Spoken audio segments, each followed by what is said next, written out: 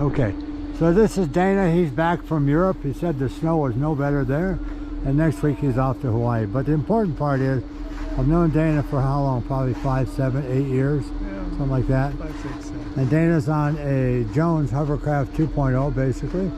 And Dana has been trying to find his best feeling position on the board for a long time. So we've made a lot of changes in his feet, where his feet are, the lineup and everything. So Dana, just tell us a little bit about your riding experience before today in the way of balance. Well, before today, I was a lot more awkward and off balance making a turn. And so when you say off balance, you're talking about on the fore and after your board? Yeah, well, mainly I would be on the back of the board. Okay, so you're finding that you were comfortable being back on the board, which meant that oftentimes you were chasing the foot. And with the long board, that eventually gets scary with speed, correct? Correct. All right, so today I presented an issue to Dana, which comes from Japanese riders. And a lot of the Japanese riders really crouch on the back foot more than they do on the front, and they elongate it and they use the hip a little bit more. But what I brought into that was, in addition, they take, so if you take that position for me in your binding, yep, and go ahead and take the aft position. So there, so if you ever look at me, if you will, yep. You see where Dana's head is. It's very closely. Don't move, don't move, don't sit down, down, down, down, down, down. Oh my God, okay. I thought you were gonna get hit. Close. In that position, you can see the center of mass, Dana, is located near his rear foot. And you're looking up the body, his head is also on that center of mass line there. So I asked Dana to consider what the Japanese do, which is to fold his back knee down over his toe.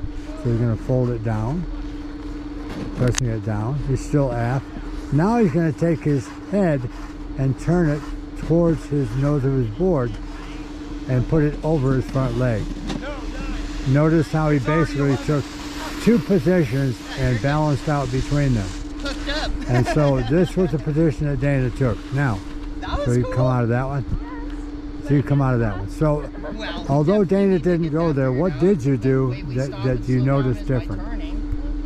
Well, the main thing I did was to use my head. Use his head. That's a good one for all boarders. Use your head. Positioning it more over the front foot. Okay, so that would be what? Made a huge difference. You made your heel side turn. So do that now. You came to this spot and then you... Even moving his head there, move your head back. You notice that his weight shifted through his hips there a little bit. So moving his head helped him to put more pressure on the lead foot, and he felt the board working from the lead foot more than it ever had because he had pressure throughout his turn. So we're going to film that. Hope this makes sense to everybody. It does to me. It did to Dana. Here's Dana at the top of the bunny hill coming down, and he's working on that fore and aft and moved that head forward.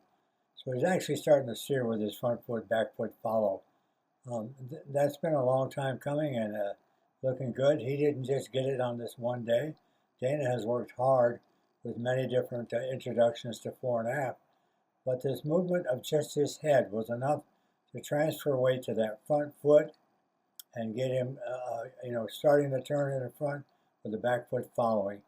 So no matter how we go about it or how you go about it, chase after the information and see if you can improve it, because practice, practice, practice is actually how you're going to shred ahead, not just by watching this video.